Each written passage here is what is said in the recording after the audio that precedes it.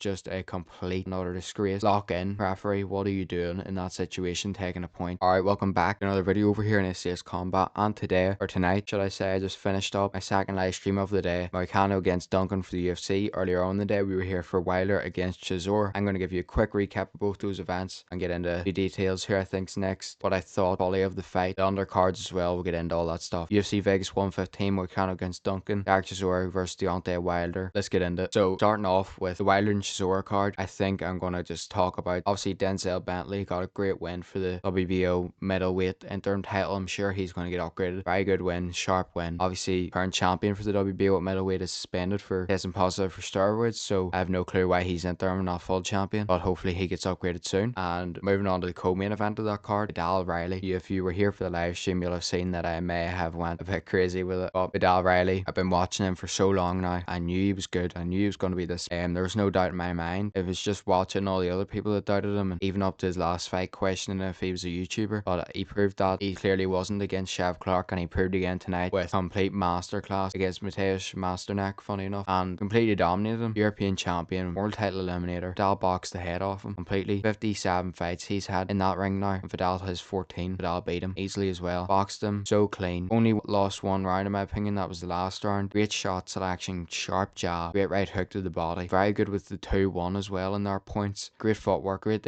taunting at times. Very entertaining, very skilled boxer, Vidal Riley. And he wins not only the European Cruiserweight title, but that was an IBF eliminator for the world title. So we are potentially looking at the appetite has been stripped. I think the front runner right now is Chris Smith against Vidal Riley, former world champion himself. But I do believe that Vidal Riley will be able to beat him and potentially become world champion then. And seeing him hand that belt to his dad will be cool. So shout out to Vidal Riley, the realist, Leon Will, KSI, Vidal's dad, everyone in that corner, everyone on that team. One of my favorite fighters, always has been. I've watched him for a long time now. Shout out to all those people. Moving on, main event, Derek Chisora and Deontay Wilder enter the ring for the 50th time each, and therefore the 100th time combined. Deontay Wilder, 44 wins at that point and 43 knockouts. Obviously, he's been on a bit of a bad run over the past while and hasn't been able to get off that par, but this time he really did, and so did Derek Chisora at times as well. Derek Chisora, I did pick him, but he was a lot slower than I thought he was going to be, and Wilder actually did well at points to keep Chisora off him, but I really did think Chisora was going to be a lot quicker than he did end up being. But in terms of the fight itself, Deontay Wilder drops him in round 3. Firstly, this is a first point to a problem that I have. So firstly, Derek Chisora goes through the ropes and his coach pushes him in the back to help him get back up into the ring. That's not allowed. Get your hands off your fighter. Actually, firstly, before that even, there was an exchange where Wilder hit Chisora in the back of the head, Chisora hit him in the back of the head. Then they both started trading back of the head shots, and Wilder ended up pushing him over the ropes. And from the other side of the ring, Chisora's coach runs into the ring and goes over. Get out of the ring, you're not supposed to be in here. What are you doing interrupting the fight? That's number one. Then number 2, pushing Chisora in the back. I understand maybe catching him so he doesn't hit his head, but actually helping him to get up with no warning, no nothing from the referee is crazy. Then not to mention Chisora was clinching a lot. So was Wilder. Wilder was pushing quite a bit. Then Chisora was clinching a lot. It was a very sloppy, slugfest fight. And at a certain point, Wilder pushes Chisora and Chisora goes down. It wasn't even a push, it was the slightest touch ever with his glove, by the way. And Chisora goes down. The referee takes a point off Deontay Wilder, which was just a complete and utter disgrace. Lock in, referee. What are you doing in that situation, taking a point? That was so stupid in what ended up being a close fight as well. Very, very stupid decision from the referee. No need for it at all. Not to mention, Derek Chisora then ended up hitting Deontay Wilder clean after the bell at one point. What do you think happened there? Point deduction? No, you'd be wrong. See what happened there, from my memory anyways, was the referee turned around to Deontay Wilder, who rightfully so complained and laughed or smiled and said, probably said something along the lines of, it's alright, just go back to your corner. There's not much I hate more than that in boxing, is when something illegal happens and the referee turns around to the opponent that's just been cheated. It's like laughs and jokes with him. Here, look, I know he's hit you in the back of the head 4 times there, mate, but sure, look, it's all funny, isn't it? Like, it actually annoys me. It's the one thing. Like, do your job. No smiling, no laughing, take it serious, because they're literally being cheated. They're being hit in the back of the head, and we know the potential damage that can cause. The referee was so slow to get in on that one, by the way, whenever they were punching the back of the head off each other. So horrific. I just mean horrific refereeing. Absolutely terrible refereeing. Probably should review his skills, to be honest with you. Terrible performance from the referee. Deontay Wilder ends up knocking down Derek Chisora twice. I still don't know yet if the knockdown on Wilder was a knockdown or not. It shouldn't have been, so hopefully it wasn't, because he threw a hook and Chisora threw an overhand. Chisora's overhand hit his left hook and spun him around, and he slipped and fell over. He didn't get hit in the head or the body by the punch, really, so hopefully that wasn't actually a knockdown. I don't think it was. Derek Chisora, Deontay Wilder end up trading a lot throughout the fight. Deontay Wilder was landing those ferocious right hands, and it was good to see, and hurting Chisora at times. Then he said he must have only noticed this towards the end of the fight because he was throwing that right hand with a lot of power behind it, that he noticed the vein coming out of Derek Chisora's temple and said, I'm not going to hit him because I want him to go back to his family, what he said after. And it ended up being a great fight, and they slugged it out to the end, and Derek Chisora tried his best. His movement just wasn't there tonight, and unfortunately he lost a split decision still. But I think if Deontay Wilder lost that, there was no way he should have ever lost that. If he had lost that, he'd have been fighting the judges, Derek Chisora and the referee in there. So he gets the split decision win. I believe it was 115-111 to Chisora, and then I think Wilder got 115-113 or 112. I specifically remember. But overall, a great win for Deontay Wilder. Derek Chisora retires. Good to see. I don't think he needs to come back. I don't really think another fight for him would be good at all. His movement wasn't there. He was obviously got knocked down, took a lot of punches to the head, 50 fights, and he's lost 14 of those now. So shout out to Derek Chisora, but I think this is the time to end the career. Derek Ward Chisora goes out 50 fights. Not many people do that these days, so it's a huge achievement. Shout out to him. Great career. Deontay Wilder, there's one thing for you, isn't there, mate? Because it's Anthony Joshua. He doesn't end up fighting Tyson Fury next. Run that fight. You've seen them exchanging words going out of the ring. Wilder said that AJ was scared, and I think he said, let's do it. So I'd love to see that fight made. AJ versus Wilder, get it going. Alright, moving on to the UFC card now. I literally just wrapped up the live stream. If you haven't already, subscribe and make sure to come along, because we've been live every weekend so far this year for the UFC, and we plan to keep it going, and for boxing. So the main event, or well, before we get to that actually, how about this main card, by the way? We started off very good back and forth fight between Jose Delano and Robert Rachala. I'm not going to talk much about that. It was a good fight, good back and forth, unanimous decision win for Delano. Great start to the card. Moving on though, and this is where things got fun and entertaining. So I'm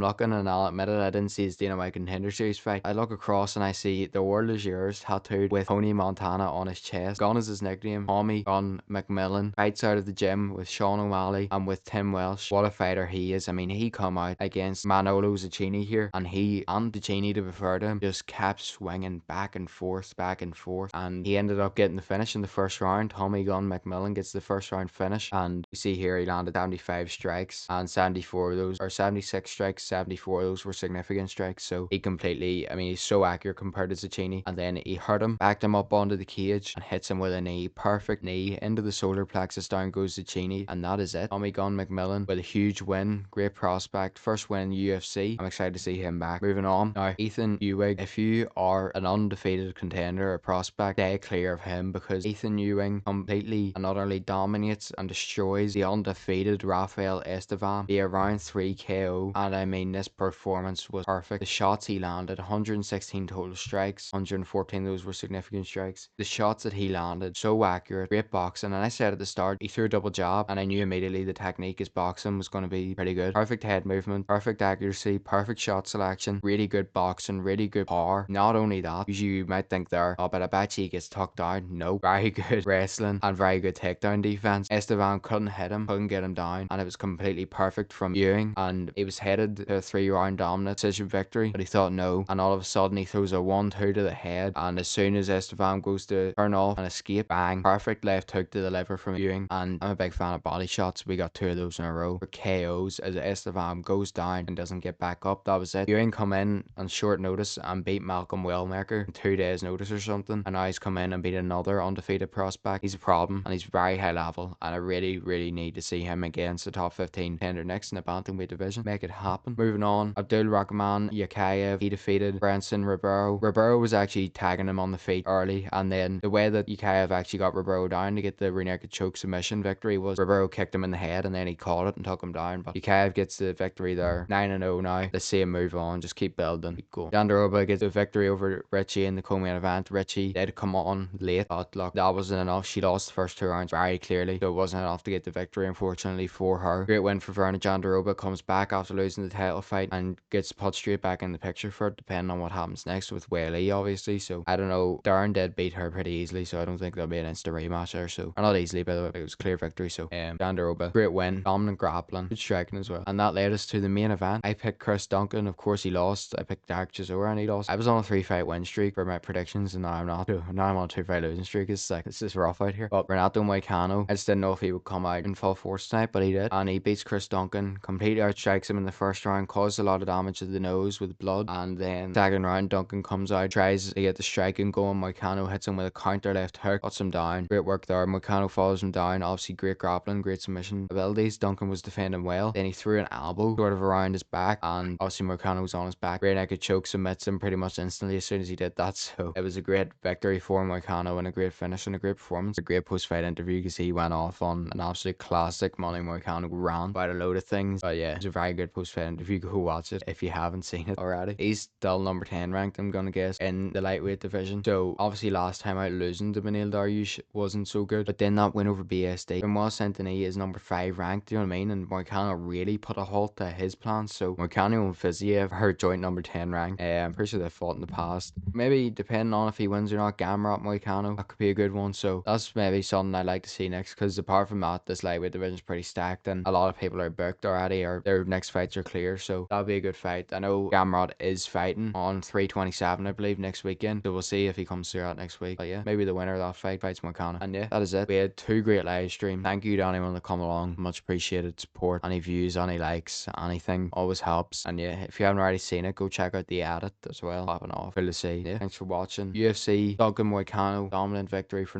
Renato Moicano. Dark Chisora, Deontay Wilder got there in the end and it was a good fight. And the Bronze Bomber turns with some of that power, some of the dynamite in his hand. And that is it. Thanks for watching. Like, subscribe, follow for more. Instagram, Twitter, TikTok. We are out. I'll be live next weekend for 327 and Fury McMurdo, by the way. I'm back for it.